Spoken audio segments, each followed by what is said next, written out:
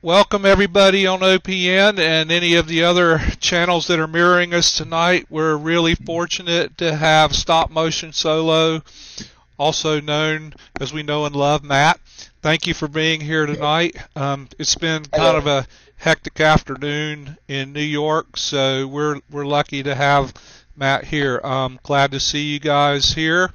I want to thank Uppity for coordinating this one and getting it together, and the rest of the OPN team for pitching in for the production tonight.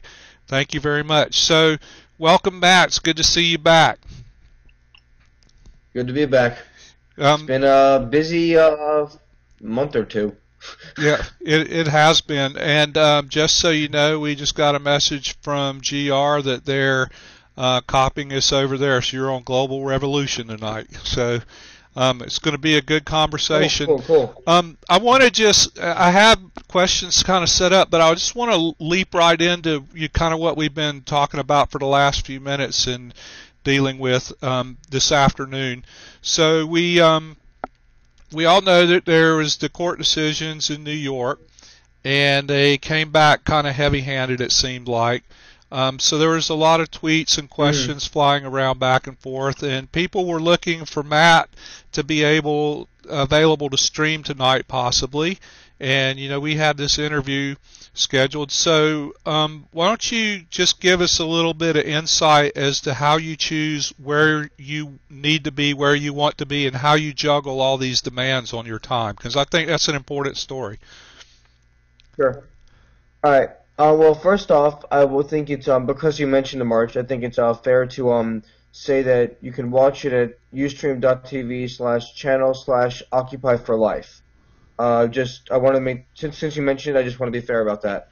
What's it called? How I decide where I go? Pretty much.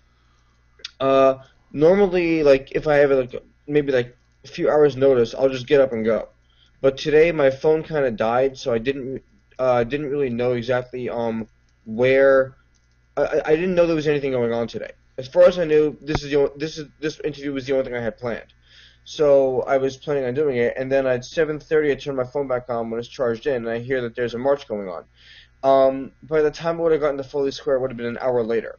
The march is supposed to start at 8, and I'm not going to make everyone wait for me. And they want to get on March 2, and there's another streamer there, another streamer who could probably also use some views. So I tweeted out that he's doing that to help him get some exposure, and I have this interview scheduled anyway. So my feeling was, other people are on that, other people were tweeting from it. I have this interview scheduled. Do the interview, let them stream it, let them get their. They have the march on lock. I'm not worried about them. They're good streamers as well. So, do this, and they'll handle that, and free Mark Adams. Yep. Well, that's good because we always are looking to the chatters and viewers are always watching the streams, and it's like who's live, who's where, why, what, when, and it's a juggling act for everybody, I think. And so that was a good little bit of a insight, and for those of you on OPN, I was tweeting back, we were emailing, everybody was back and forth trying to make sure we all had our pages in the same order there, so it all worked out. So we're glad to have you. So go ahead. I should also say yesterday a similar situation happened. I realized that there was going to be and by the way, if anyone who's watching is a father, happy Father's Day for yesterday. But I realized yesterday that my family would probably want to spend some time with me, and I had to stop at Frisk March to do. So I figured, spend about an hour with the family, get some good time in there, spend some quality time with them, and then, when it's okay, I'll head out to the march. I missed pretty much the march, but I caught the end of it, and I caught a lot of the scuffling, and I caught a lot of the confrontation at the end, which is something. There were a lot of other streamers there anyway, so they had that handled. I would have liked to be there, yeah, but at the same time, I spent time with my family, as I can't. I'm kind of just being mean if I don't do that. And other people had the march, so I was like, that's cool. I'm good here, and I'll get to the march when I can, but make the family happy. Yep. And hopefully made you happy to be with the family some. You know, it's we had the Yes, yes, women's streamers on Wednesday night, and that was one of the questions we had about how, as a streamer and a protest, managing to find balance of Occupy and everything else around Occupy, or do you? Uh, um, are you asking me? I assume you are. Yeah, I'm asking you. Well, I managed to find the balance pretty much because when I'm streaming, I generally usually try to be as objective as possible. I'm trying to put everyone, cops and protesters, in the best possible light. When I'm commenting on like the number of police in an area, um, I'm generally doing it as a comment on policy making, not the actual cops. Because until an actual cop does something that's obviously wrong, I'm not blaming anyone. It's the policies, like having 20 motorcycles for a group of 30 protesters is ridiculous. So I'll comment on that. And so in that case, I see I'm being myself as being more of a journalist. However, if we're all in a certain position, and like for example, when we got to the Highline walkway at the last Casseroles March on Wednesday, we were told it was the police told us that they were going to be closing the sidewalk. And so everyone starts chanting, "Public sidewalk." It was really funny. It was fun too because, you know, I'm a journalist, but at the same time, there's no reason why I can't have fun. And it's ridiculous for anyone to say that they're completely objective because if you're human, you're going to have a bias in some way or another. And especially if you live in New York, you're going to have some feelings one way or another on things. So my feeling was there's no reason why I can't chant with them. And I started chanting "Public Sidewalk," and they also started chanting this. They started also chanting "We are pedestrian traffic" when the officers were saying you're obstructing pedestrian traffic. So I started chanting that too, because we are pedestrian traffic, and they can't close down on a public sidewalk. And also, officers were also saying that the Highline walkway was closed to people, even though there were non-protesters and non-officers on the Highline at the time.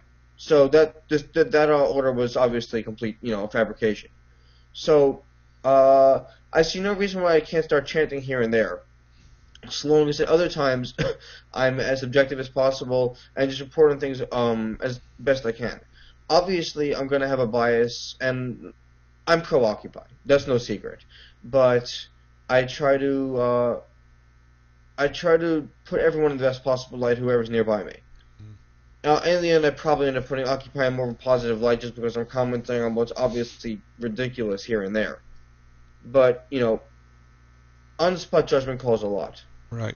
Right. And in the end, because I'm being a journalist, if you're going to try and film, like, for example, an arrest, filming an arrest kind of is pro-Occupy.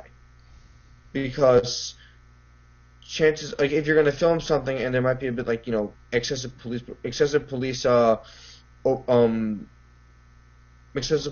in a certain way, you're going to be your documentation will end up being more pro-Occupy in court than it will be pro-police officer. So therefore, I suppose objectivity turns into pro-Occupy. But at the same time, I'm just filming whatever I can, and here and there having fun. Right. So I like the thing that you're talking about, trying to be as objective as possible and show things in, you know, in reality, but also in the best possible light by your running commentary and trying to maintain objectivity. A couple of weeks ago, I know there was a situation where you were having a conversation with a police officer. And, you know, it was a fairly benign conversation, but you were getting some flack for having the conversation, which... Was that the one in the park or where?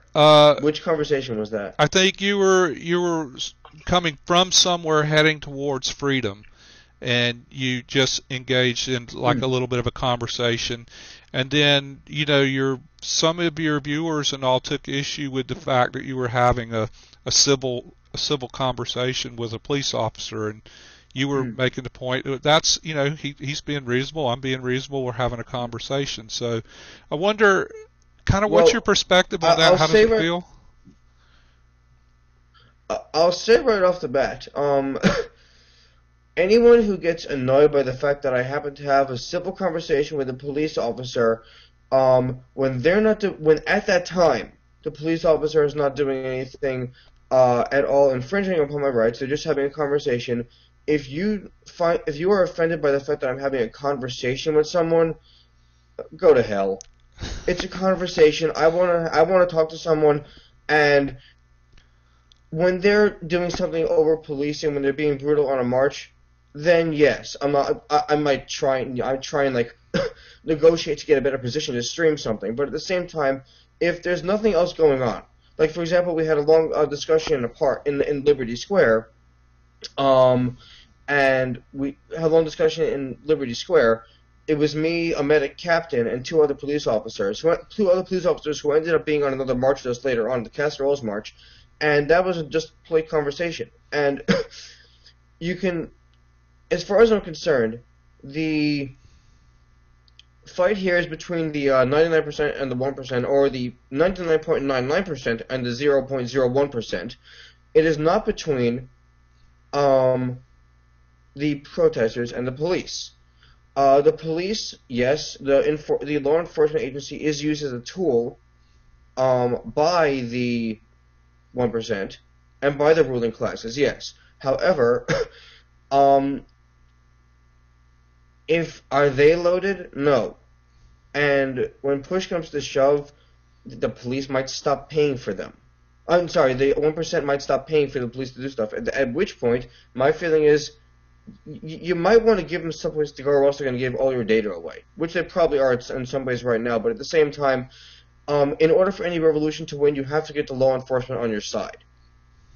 And unless the police are rich, they're not 1%ers in my book.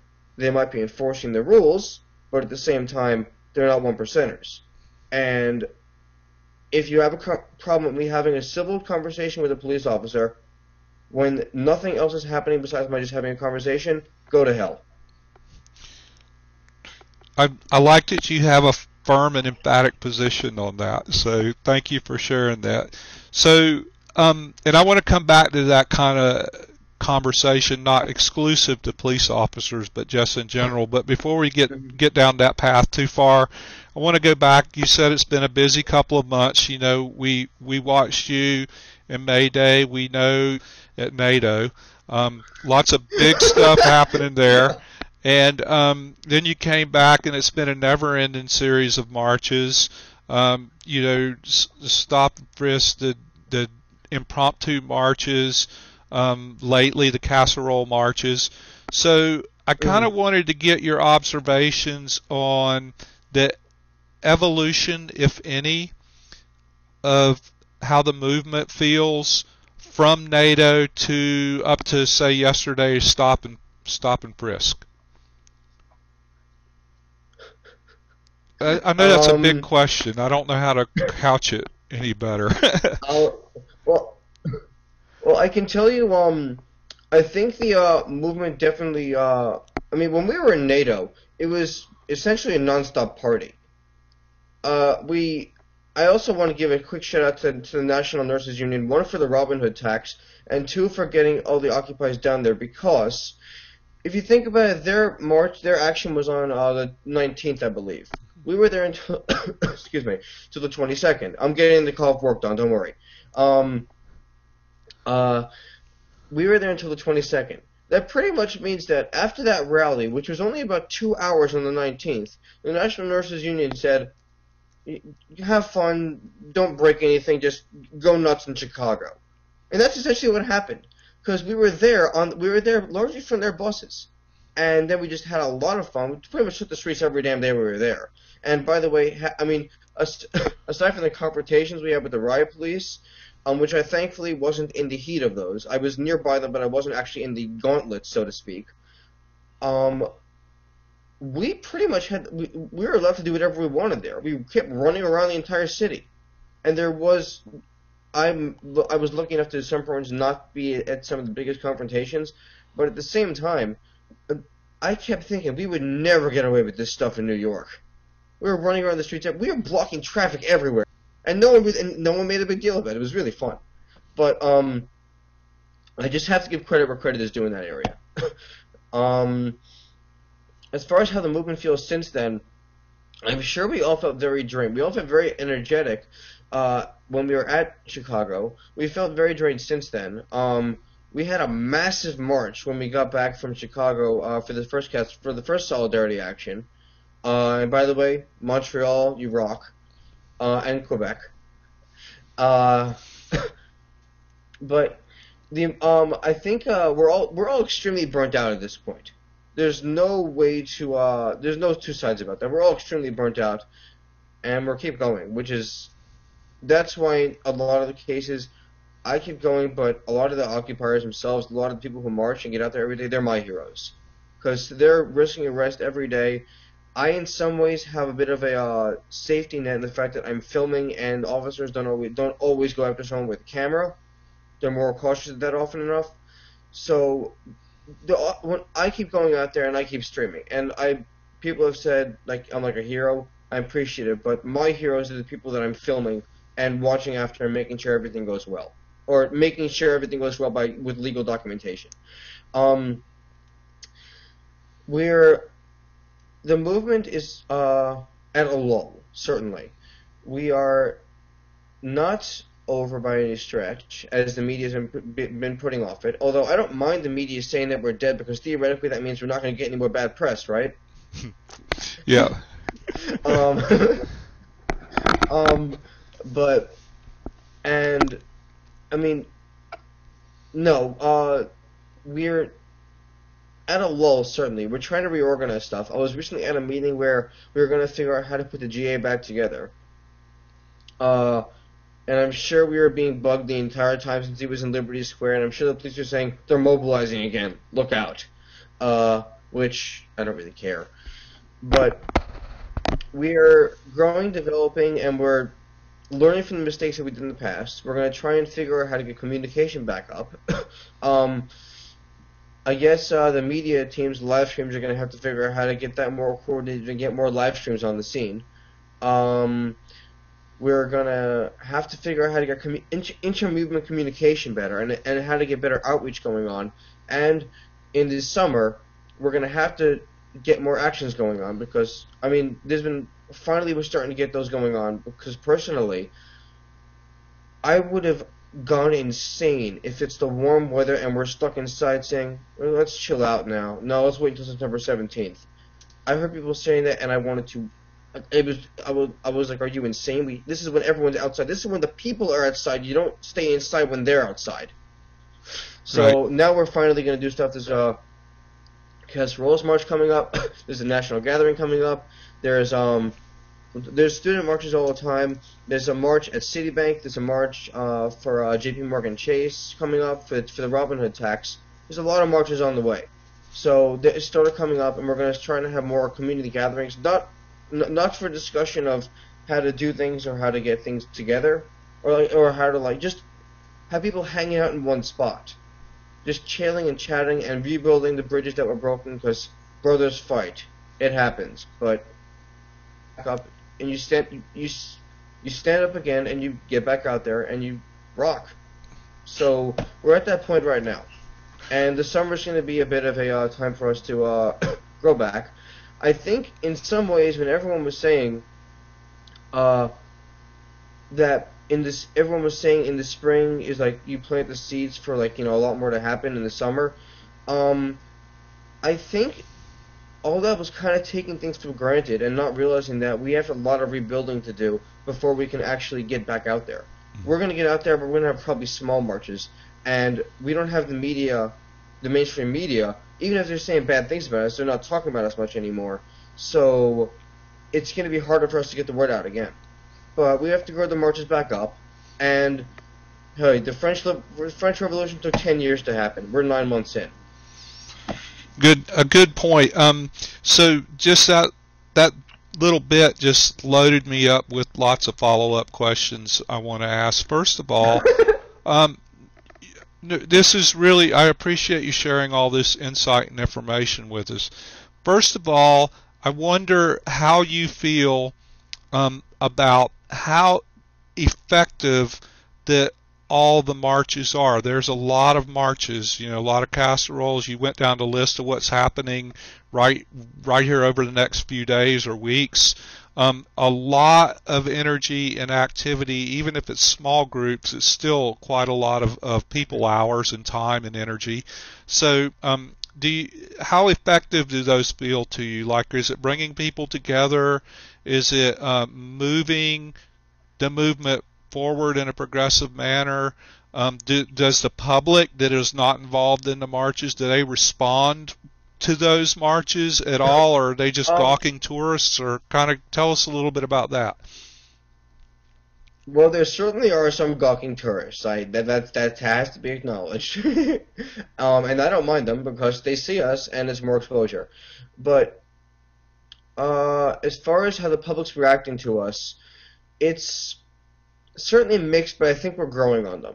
Because at the last time we went to Times Square for the Solidarity March, that was the last big one we did. We went to the High Line walkway afterward. The last time we went to Times Square was the second time we ended up in Times Square, and that time, unless I was just in a bit of euphoric state after the march, I believe the people looking on at us, from my perception, had a sort of mixed perception of, this is weird.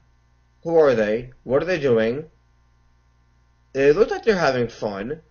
I'm not sure, I don't get it, but at the same time, it seems like we're kind of growing on them.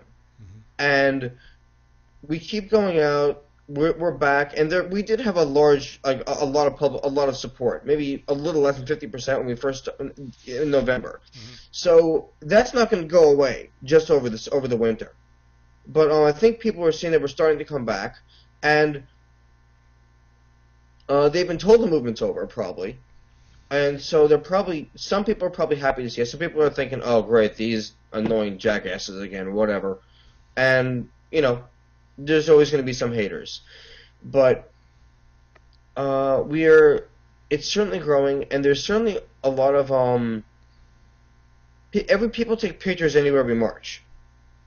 Especially in Times Square, for the People's Alarm Summer Disobedience Schools, we've had a lot of people taking pictures, a lot of fist pumps here and there, and the reactions are mixed, but I think they're growing positive, and our outreach on marches is growing better as well, certainly. So, you know, you take what you can get, but I think it's growing. I think it's progressing in our favor slowly. Okay. That's good to know, because so many people spend so much time and effort and energy, and I know it's grueling to be out there. And so from a distance and watching, we all want it to pay off. We all want there to be some positive return on the investment. How are we doing as far as messaging? Like on our marches, are we getting across clear messages? Or are people that observe the marches, are they still like, what is this all about? And, you know, that goes in with the outreach question. How are we doing on outreach? Are we flyering? Are we having conversations? You know, tell us what it's like from your perspective. Well, I think the Casseroles March is doing pretty well. This is going to take the outreach is getting better, certainly, because we decided to not have nightly marches and instead have once-a-week marches, and that did help the numbers a lot. Mm-hmm. We're going to have Night of the Living Death soon, which is going to be we're all going to dress up as zombies, I think. That might change, but that's what I've heard so far.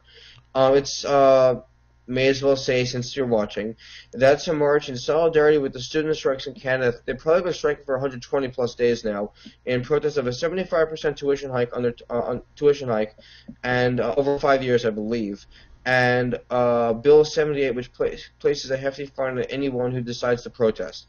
Also, it's calling light to the issues in America, where there's a $1 trillion student debt here, and $1 trillion student debt. Interest rates are going to double in July 1st, as I understand it, and right in time for the birthday of a country, right? Anyway, I couldn't help being sarcastic there. and where interest rates are going to double, and the prospects of anyone finding a job when they get out of college is 1 in 2 will either be unemployed or underemployed. So I just plugged it right there. I did massive outreach. Hopefully, we have a lot of people watching. Yeah, yeah, no, that's great because we really we want to contribute to that, and we try to get the message out. And you just spoke about inter-movement messaging, better Hmm. methodologies. One of the things that kind of gets under my skin a lot is we have all these tools and all these platforms, but we still don't seem to be able to leverage them.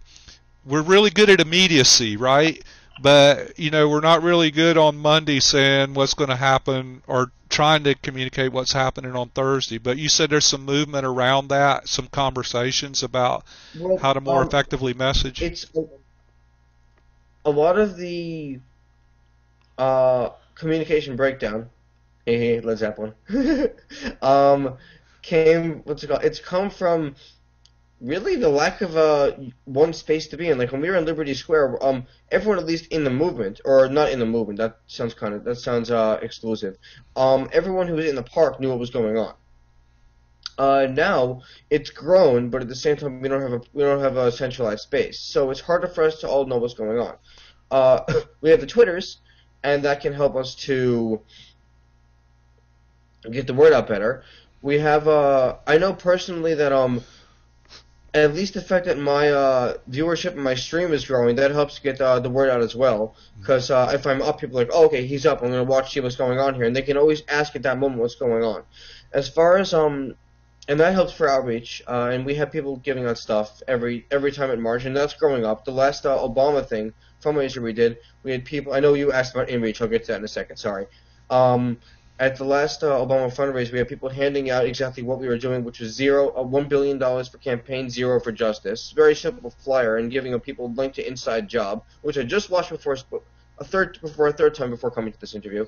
But the interview, not the interview, the inReach, excuse me, will have to develop with people learning to trust one another again, having a centralized space where we can all hang out and chat, even for a movie, not even to do business, just centralized people, a place for everyone to hang out, mend the bridges, mend the fact that we all worked, we all got into fights, when we first started the occupation, it was based a lot around the honor system, and as sweet and utopic as that is, when you're we were not ready to go complete honor system without any sort of accountability yet. We just weren't ready for it yet.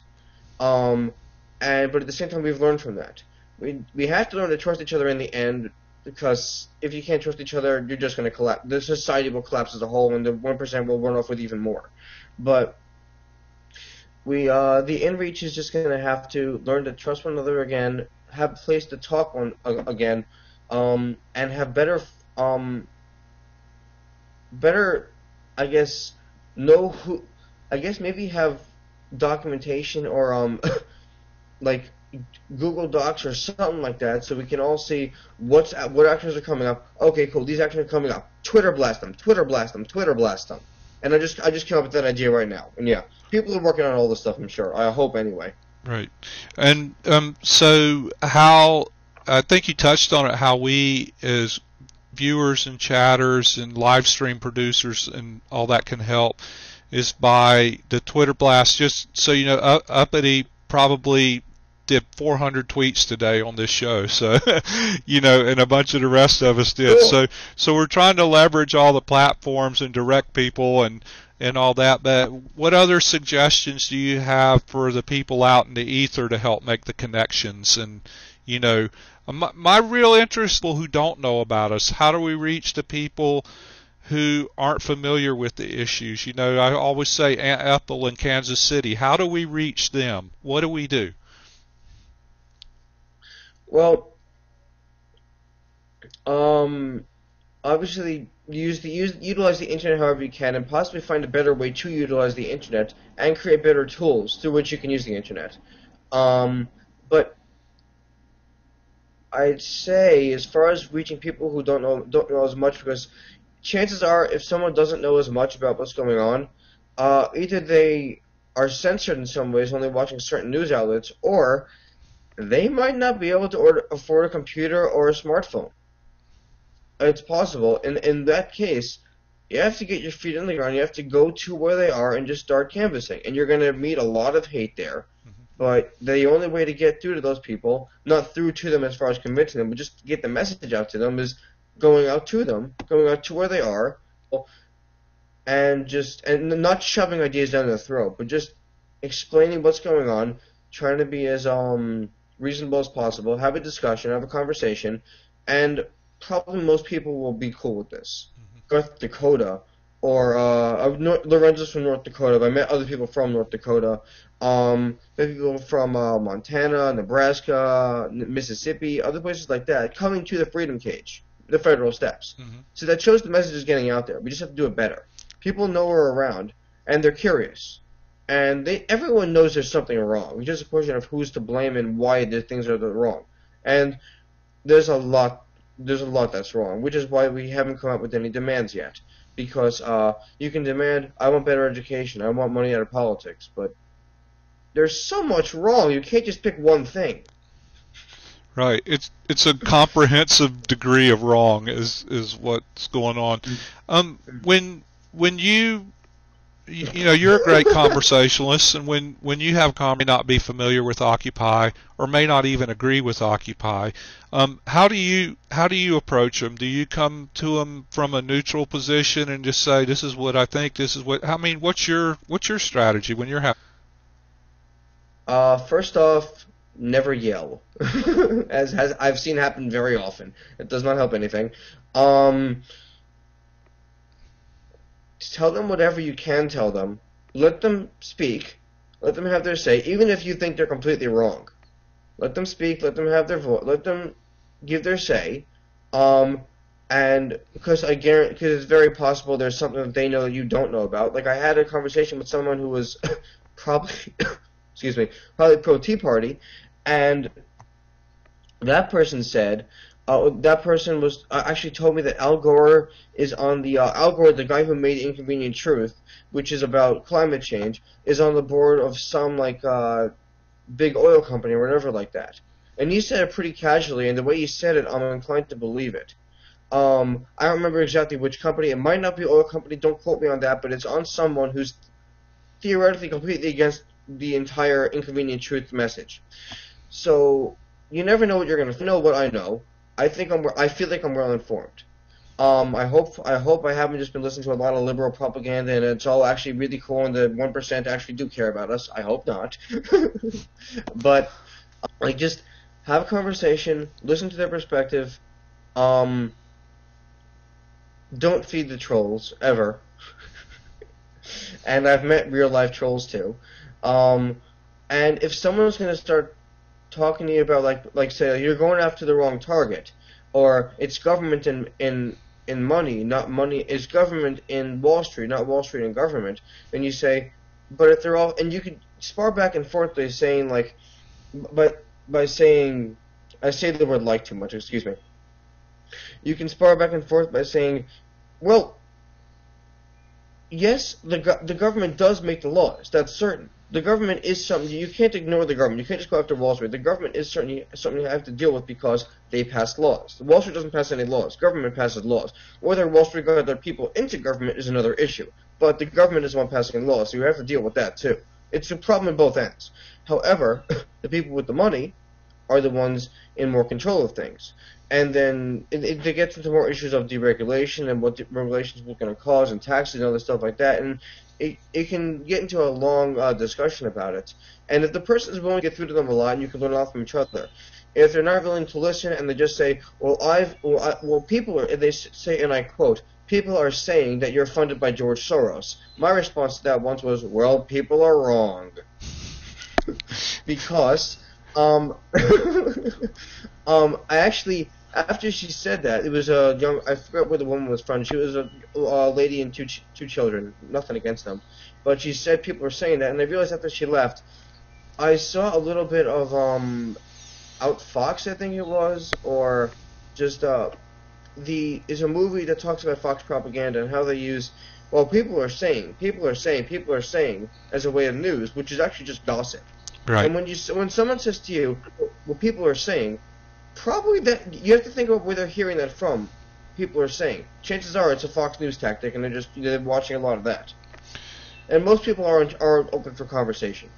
Right. I think it was a good point you made like early on, and that was that you have to be willing to listen and to have a Mm-hmm. reasonable conversation. I find myself having to remember that all the time.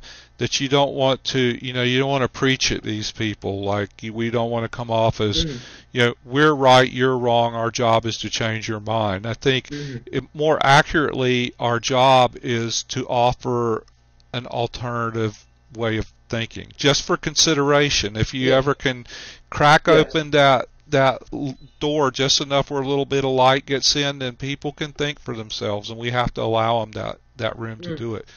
I want to Um. talk about. Oh, go ahead. I should, let me also say, just to about the conversation thing, as an example where this worked perfectly, I had a discussion with that Tea Partier. He's from a Tea Party supporter. I'm not sure if he's actually a Tea Party or not. I didn't really. He's the guy who told me about the Al Gore thing.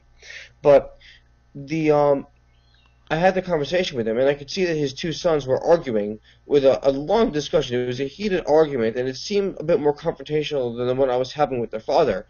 Um, and they were having more. My other occupiers and his two sons were having a discussion, or having more. It seemed like there was more hostility there. But the other conversation I was having with the father, by the end of the conversation, I'm not kidding. The father tried to hook me up with another occupier. Well, excellent. So that totally worked. Yeah. And he's like, hold on a second. We're having this conversation, but you see you sitting next to you. She's real pretty. And he goes to her, do you know this guy? He's real sharp. You're real pretty. He's real sharp. You two should date. That's wonderful. So incremental positive motion. Yeah, I like that. That's great.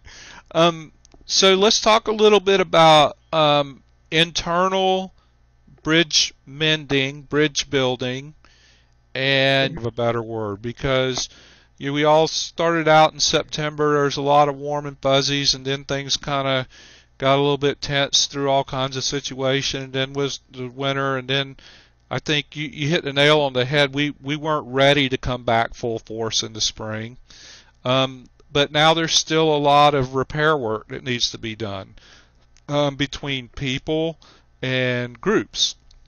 So how much of that do you see is going on, and how can we facilitate and encourage that? Um, well, I've seen a good amount of it going on. It's starting already. The few people that I've spoken to with interest in this, I mean, for example, I've gone on Twitter rants about this stuff, and I've gotten a lot of agreement. I've gotten people responding to what I said, and my response always is, dude, I'm just putting out my frustrations here. I have these ideas, I can help out, but my deal is just to be a journalist and report on things.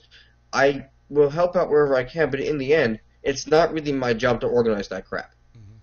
And I don't want to, because I don't want to be a leader. I just want to film and document what's going on. And the more you start organizing things, the more you become a quote-unquote leader, and that's not what we need. We need people to work together in this to be more communicated. What's it called? So, there's been discussion about movie nights, just to hang out, like movie nights, some refreshments, just to hang out and realize that we're, just become friends again, just mend the bridges. There's been talks about how to fix the GAs, as I was at one recently, where we had a discussion about what didn't go right with the GA, what needs to be fixed, what some people would like to see more in it next time, and things like that. And there's going to be another such discussion, I think, on Sunday, I believe, at 6 o'clock. I'll be streaming that one as well. Excuse me. That one's in my archive if you want to watch it. There's like 3 different parts to it. And by the way, I don't know if he's watching, but if Fuzzit is watching, thanks for the pizza. He ordered this pizza from my live stream randomly. He was on earlier. I think he's still here. Cool. But you just have to have more discussion, more communication. Keep the actions going, because we're going to have all the talk going on. The talk's very important. We have to figure out how we're going to communicate things, especially to at least do damage control if things get a lot worse in the economy and they need someplace to go. We need to have intercommunication and talk about that. However, what needs to be happening at the same time is a lot of actions, because people aren't going to want to come by and listen to us talk for a while, or most people aren't going to want to. They want to go someplace, they want to have fun. Especially when the economy is in such dire condition as it is. They're going to want to go someplace and have fun. They're not going to want to go someplace and talk about how to fix, and talk about, you know, if there's a group that's trying to, and then come to us. That's probably what most people are going to think about. Mm-hmm. And like Occupy the Department of Education, for example, they're working on doing whatever they can there, but they have to, you know, that stuff and get more involved in that group. But we have to do outreach by doing a lot of actions. Even smaller actions, just a lot of small actions around. If you can, get 40, 50 people in each one. They'll start growing after a while. Just keep going, keep small marches here and there, have an organization list of what's going to be going on each day, so people can choose where they're going to go, and do sure we can find a way to connect everything. And I guarantee you there's going to be positive things happening at the Occupy National Gathering in Philadelphia on June 30th to July 4th, which I will be streaming. But other than that, this is the process. A lot of people have the same feeling. I'm personally completely against sleeper protests in tents in Zuccotti Park. If you want to do sleeper protests at other places, fine. But don't do it in Liberty Square, because they're just going to kick us out. It's ridiculous, and it's do you see an expansion or a willingness for an expansion of art and music and street theater as part of the actions to help draw crowds in? Because you kind of touched on it. You know, people want to have fun. People want to see interesting things, and there's a way to couch our messages in by using those methods. So you see more of that happening as the summer is evolving?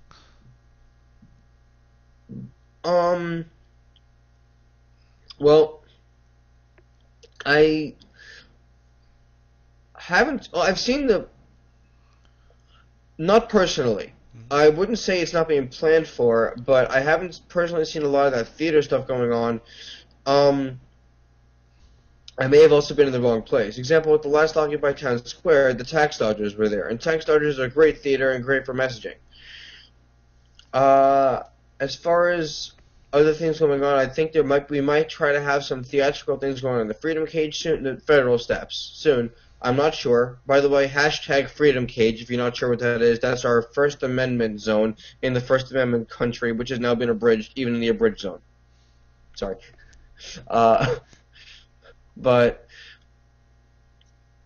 I haven't seen so much theatrics personally, but it doesn't mean they're not being worked on. It's just that I haven't seen too many actions besides the Casseroles March. Mm-hmm. So yeah, I can't answer too much on that question. Okay, and the Casseroles March are still going to happen every Wednesday night indefinitely? Is sort of the plan now? This week, I believe it's happening on Friday.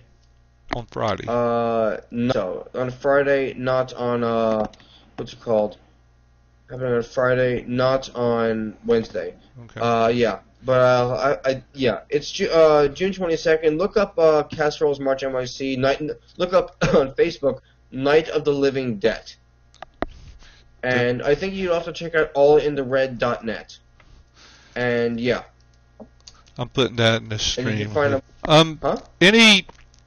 Has there been any movement or any success in moving towards finding another space for Occupy in the city, like a meeting space or a gathering space? There's probably, I'm sure, I hope there's people looking for it. I honestly couldn't answer that. I often go to the Freedom Cage discussions in Liberty Square, so that's something there. I think there might be some trying to talk about occupying Liberty Square in some way. I don't know. I've heard through the grapevine, whatever. We'll see. We need another central space. Mm-hmm. We'll see. It would surprise me a lot if people aren't thinking about trying to get one. They might just be thinking of a enclosed personal space as opposed to a outdoor personal space. I don't know though. I can't answer that. Okay. Would you say Occupy around NYC or nationwide, do we stand up well to being questioned? Like when we are questioned about our motives and our effect, I notice a lot of times, sometimes there's some reactive energy around that. Like people go, well, what are you doing? You're wasting time and energy and all that. But do you think as a whole the movement is receptive to being questioned and has the ability to respond in an articulate manner? Some of us do.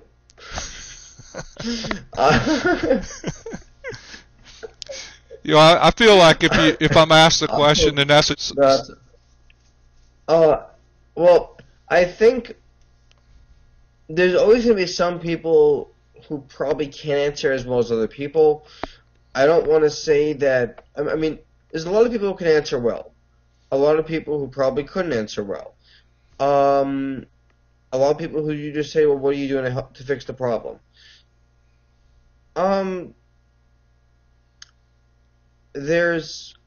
It takes.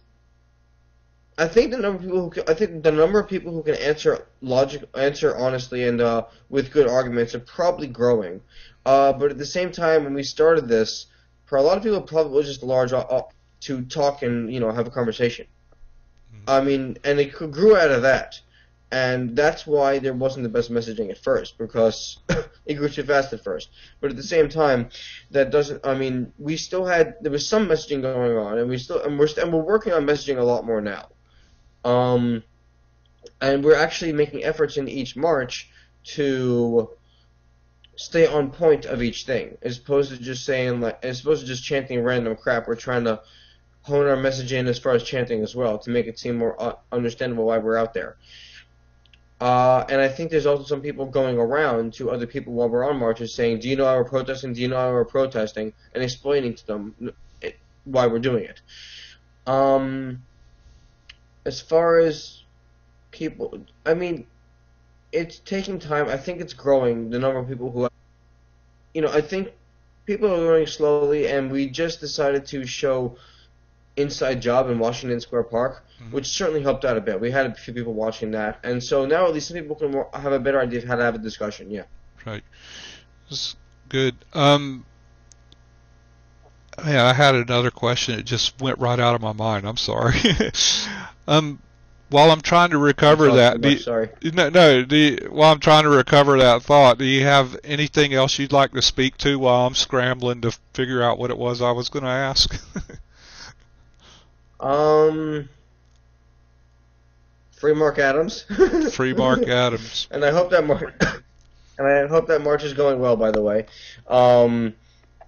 What's it called? Aside from that, I plan to be streaming a march for the Robin Hood tax. I think tomorrow at J.P. Morgan Chase by Park Avenue. I plan to stream at a Citibank soon in Long Island City, I believe. People's Gong every Wednesday, if I can.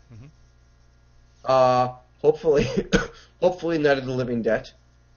And what else? As far as other things going on, I'm not sure. Now, are you going to Philadelphia? Did I hear that right? You're going to Philadelphia? Yes. Yeah. Philadelphia is going to be the great convergence. I think I'm really excited about that. I'm also going to be trying. I'm also going to be trying to go to Montreal soon. Also, I got a passport photo today. Okay, great. I definitely want to catch some of the action there. It looks like a lot of fun. Difficult to get a streaming rig together, but maybe if you want to do a phone interview, we could do that. Like when you're in the middle of the crowd, we'll just call you on your phone and say, give us a 5-minute update of what's going on in Montreal, because that would be cool. I just recovered. I'm down for that. Yeah, we do audio interviews, and they go over really well. It's kind of great. It's like radio almost. I remembered my question, which seems so obvious, is what can we, your viewer public, your chatter friends and all, what can we do to help you as a streamer do your job? And what can we do collectively to help all the streamers out there in the field? Well, I'll say, as far as helping me, uh, donations are always welcome. Also, what's it called? Restream me as much as you can. Restream all streamers as much as. That's probably your Okay. agent. It. I'll let the answering machine get it. Hold on a second. Hold on. This is. Okay, there you go. It's ringing in the other room now. I'll let the answering machine get it, and then I'll handle it. Okay. Hold on. That's gonna be annoying. It's gonna distract me too much. Answer. Okay, cool. Answering machine has it now. Cool. All right. What's it called? So, your question was what? I'm sorry. What can we do out here to help you personally as a streamer and just in general to help streamers? Well, to help streamers, certainly, and this goes for me and other streamers as well. Anytime you see I'm going to be live for any action, Twitter blast it like crazy. To all your followers, Twitter blast it like crazy. Promote all the streams whenever you can. If you see I'm going to be going live, or you hear that I have a or scheduled event to stream planned, tweet it out on your stream. Tweet it out on wherever you can, or I don't know, maybe even make a Facebook invite. I don't know, whatever. Use the resources you can just to get the word out about it, and let people know about my streaming. Let people know about streams in general, my stream, other streams in general. Join the crowds, like my fan page on Facebook, please, because if you can do that, that would one thing. Like my fan page because it'll help to get discussions going in the comment section, because you can't really have a good discussion on Twitter at all. It's really Twitter sucks for that. And you're welcome to post anything you want on there. I'd be the only person moderating that, and I refuse to moderate that in any way. The only reason I have moderators on my stream in general is because apparently it can like kill viewership or something like that if you have annoying trollers. But at the same time, I generally refuse to censor anyone on my Facebook page. So if you can, ask your friends to go to there, like it, have comments, put whatever you want to put up there. If you even think that Bush did a great job and Obama's doing a great job, or Obama sucks, whatever, put it up there, have a discussion over it, and try not to argue. It'll also help my page because every time I tweet, it goes automatically input into my Facebook page. So the more people who see that, the better. More people who see my tweets, the better. More people who like my Ustream crowd, the better there. And also, same goes for anyone else. If there's anyone else streaming, join their crowd. Tweet out that they're going to be streaming a lot as well. Like their fan pages if they have one. Follow them on Twitter. I know Casper right now is OWS_Twitter. OWS_Casper. And he streams at www.ustream.tv/channel/Occupy4Life. 4 is not the number, 4 FOR, so Occupy4Life. He's streaming the march right now. And just keep putting the word out about what we're doing. The more people who see it, the more times they see it, the more likely they are to stream in. Report on whatever you're seeing in the thing. Do a Twitter blast here and there if you think something interesting that should be witnessed, whatever. And also, if you have video editing software, probably the best thing that you could do is, if you're restreaming me, or if you can find out a way to get the footage and download it. I'm sure there is a way I can find out soon if I go to Global Rev Studios. Download a video, download anything I stream, make the quality better or whatever if you want to. Get a video compilation going on, and then make a nice video, create a nice narrative, put a nice story about what's going on, any action, and put it on YouTube. Tweet it out, tweet it to me, tweet it to anyone else, even if it's not my video. Tweet it to me, tweet it to anyone else. I'll try to retweet it. Just get hits going on it, because the more hits it has, the higher up it's likely to be in YouTube and everywhere else. More likely people are to see it, the more people see it. And just let it snowball. That's how Occupy started, that's how it's going to continue to grow. What's it called? Do that. Make a video. Tweet blast. as much as you can. Just get the word out. Oh, also, if you have your own website or if you do blogs, I'd say the best thing you could do is if you see, even if you're just watching on the internet, just watching through that, whatever, just watching on the internet, watching, looking at tweets, looking at, I don't know if you're actually there or whatever. It doesn't matter watching a stream. It doesn't matter how you're seeing it, or if you even just watch a YouTube video of it. Make a blog about it. Tell your friends about it, what you just saw. Make a blog about it. Create a Facebook page for yourself. Put something up there, and then tweet out your blog. Get people seeing what we're talking about. The reason that, I mean, I don't know if we're ever going to get control of it again. Because, what I'm talking about control of is the narrative. The reason Occupy did so well at first was because media wasn't really expecting it to go anywhere. It just saw a bunch of kids sleeping there like, whatever, this is stupid. We're not going to bother covering this dumb crap. And so we had an opportunity there, and we capitalized on it. Yes, I said capitalizing. Sorry. That's great. Laying down the truth sauce, ladies and gentlemen, right here on OPN. We took advantage of an opportunity when we were largely being ignored to talk a lot, get a narrative going, get us talking about it.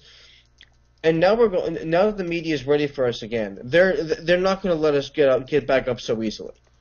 They're full, they know this got a lot of traction, and the mainstream media, any of their sources, are not going to say, yeah, let's give a hand. No, they're not. We have to get a lot of support before we can actually get anything going on for us. And they've already written us off as dead, and they want to keep us as dead as long as possible, ignoring us as much as we can, unless we can get a narrative going, unless we can keep talking as much as we can, get the word out as much as we can, talk about the issues, talk about student debt, talk about what's going on there, talk about student debt, talk about the same measures, talk about, and also, though gay marriage and women and abortion rights are very important, I'm a big supporter of both of those. Truth be told, and I don't mean to say one's bigger than the other. That's not what I'm saying here at all. However, the way the media usually puts that off is they use those because gay marriage and abortion typically are things that people can become divided over. And we became very divided over them in the presidential elections. And that's something that divides people. I'm not saying they're not important. They're very important issues. I'm a huge proponent of both of those issues. However, the things we have to realize is that we're all united on foreclosures, we're all united on the fact that there's income inequality, we're all united on poor tax code, we're all united on the fact that our tax dollars are going towards foreign wars, which really don't benefit us at all. We're all united on the fact that half the foreign wars are going towards creating jobs in other countries that are taking jobs away from us. Nothing against the foreign economy growing, but the more their economy grows in other countries, I think China is actually having one right now, just no one's talking about it. The more they grow, the more we can grow, because in the end it's going to be sort of a seesaw effect where their labor market grows, businesses can't get as much money, can't get them to work as cheaply as they want to, so they have to find other people who work for them, and it ends up being a seesaw effect, and that's how things will end up balancing out. But talk about the issues like that, which in the end affect a lot more people. Again, no one issue is bigger than another. However, there are certain issues that divide us a lot more than others do. And because they divide us, divide and conquer us, when something divides us, it's much easier for us to be distracted. And I'm not saying they're distractions, but I'm saying something very controversial here. I'm trying to say it in the best possible light because I'm not against certain things, but I hope you understand what I'm saying. Yeah, I think I get it, and I think you hit the nail on the head on this. That if we speak to the issues that unite all of us, the issues that affect all of us, yes. Fundamental life issues of safety, security, food, yes. shelter, all those things, that it's not necessary that we agree on everything and every position, but there's enough of them that we can focus on that will unite us and allow us to Yes. work to resolve those problems. And then maybe it would take the pressure off those flashpoint issues, because while they are important, they are deliberately used against us to divide us. Yes. And so Yes. if we just Yes. don't buy into that, we go, okay, we acknowledge Yes. this, that we have differences here, but here's 10 things we do agree on, so let's work on these guys. Then I Yes. think you stated that really eloquently and safely. It's By the way, um, 10 things to work on, but not to neglect anything else. It's just that, as far as unification, realize what we can unify on, and then you realize what we can unify on, and at the same time, have discussions about the things that we don't agree on to Right. find common ground on. There you go. There, yeah, I love it. And that was a good way to wrap up the conversation. I want to say thank you so much for your time and for all your effort. And I don't know if you're aware of this, but on Occupy World News Now on June 29th, there is a streamers fundraiser. There's a 12-hour show they're going to do. That, yeah. So I want to encourage everybody to check that out, and clearly put the link up a few minutes ago. The channel is organizing it. That's Occupy World News Now. They're organizing it. They are getting none of the funding to them. All the funding goes to the streamers. I don't know the mechanisms of that. I think the streamers need to contact the channel and get on Stack and all that. But they're going to try to do something to. Northern Guy is right there. So Georgia Boy is the streamer coordinator for the June 29th fundraiser. So Matt, if you want to hop on the channel when we're done here, he is on there, and you can just connect with him, and he'll tell you what you need to do to get into that. Are there any questions from anyone in the chat? Yeah. So we're going to open up chat questions for anybody. I'll read them off. And I think the way that, while we're waiting for those to roll up, it looks like that a streamer just has to register with that channel, and then they'll run the mechanism so you can get. So is there any questions from the chat stream? It looks like, of course, we're getting some lag. So while we're waiting for those to come up, I want to say thanks again for everything you're doing. G.I. Joe is going to be all over me tomorrow. You said you're taking care of the important, because we're in for the long haul. So Ping wants the new... It's largely allergies, by the way. Yeah, it happens. Largely allergies, Ping. The cough is a lot of allergies. Georgia Boyce wants me to remind you, got a week and a half for him to get it honed on that fundraiser. So are you aware of George Martinez running for the Congress New York 7th District? Yes, I think he's awesome. I actually have an interview with George Martinez on in my archives right around the action at Carlos Slim after I went to DC for the Department of not that one for the Carlos Slim action. I was there for like a day, and then I came back, and we what did I come back for?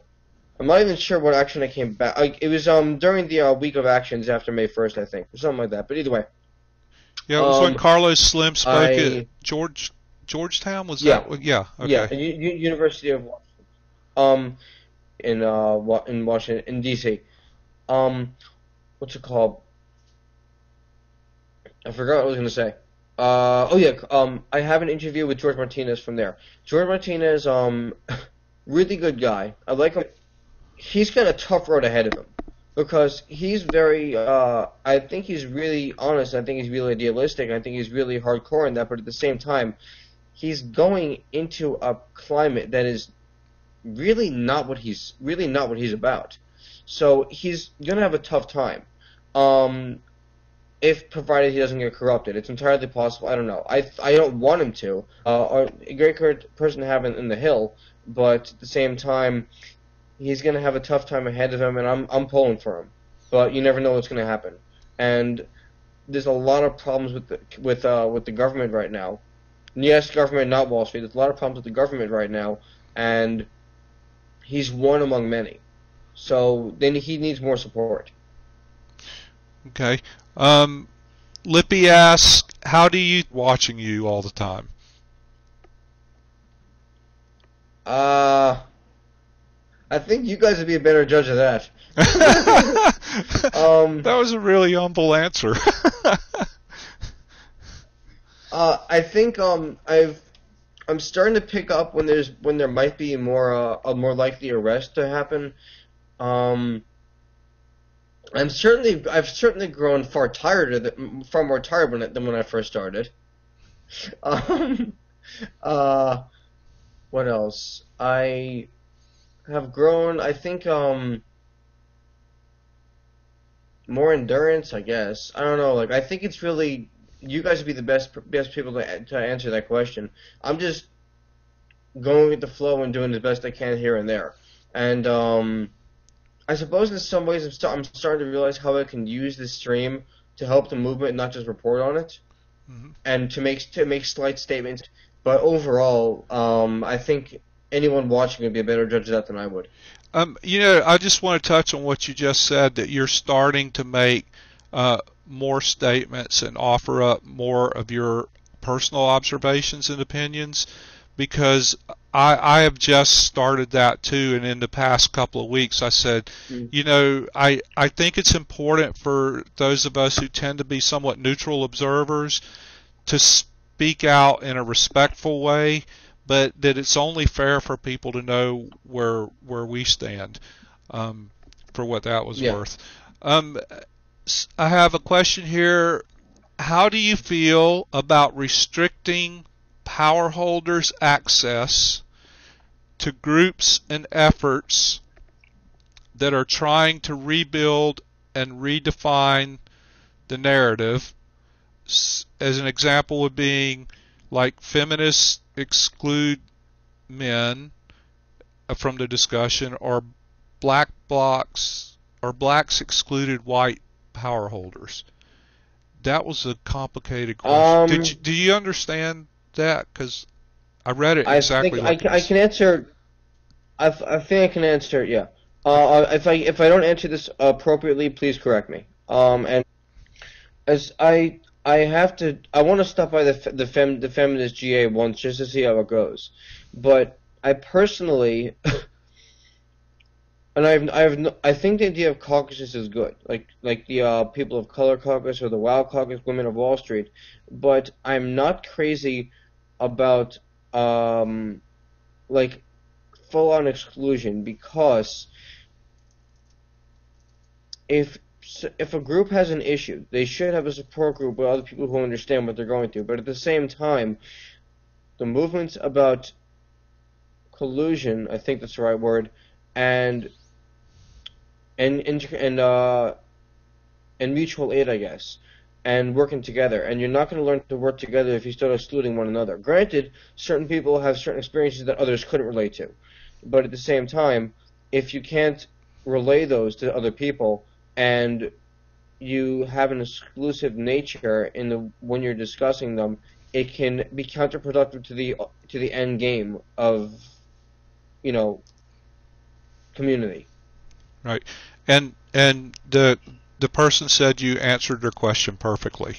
Like you got what they were going for. Cool, Yeah. cool. So I hope I. no, it's pretty good. I Go felt on. like I was stumbling over reading it. Are there any other questions from the chat? We're gonna let Matt go here in a minute if you guys don't have anything else to say. So I guess they're kind of winding it up, and I want to say thanks again for being here. We No have problem. much respect for you and the work you're doing, and your insight and Thank you. outlook is always really valuable. I look forward to your tweets and to hear your commentary. So we really appreciate that. You're a good man, and thank you for being Cool. the eyes and ears out there for us. And please Um. stay in touch. Oh, well, it's very much appreciated. And I want to also say, uh, you're welcome for all the work I do. And I want to thank you very much. Anyone who watches, anyone who supported, anyone who restreams, anyone who spreads the word about me or the movement or whatever. Just thank you no matter what. And thanks for your interest in the movement. And I'm glad I can be of service in some way. Well, we really appreciate it. Hope you continue to get better over the allergies or the cold or whatever it is that's aggravating you. And take care of yourself and be safe. And thank you for everything. Oh, So, I might head I might head to the Freedom Cage after this for a little bit, just to okay. see what's going on there. Well, just tweet it out and we'll see what you got going on. Good.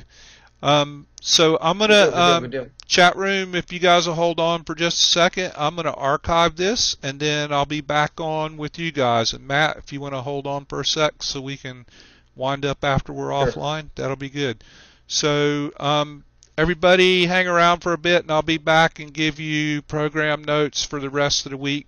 Thanks a lot. Everybody sends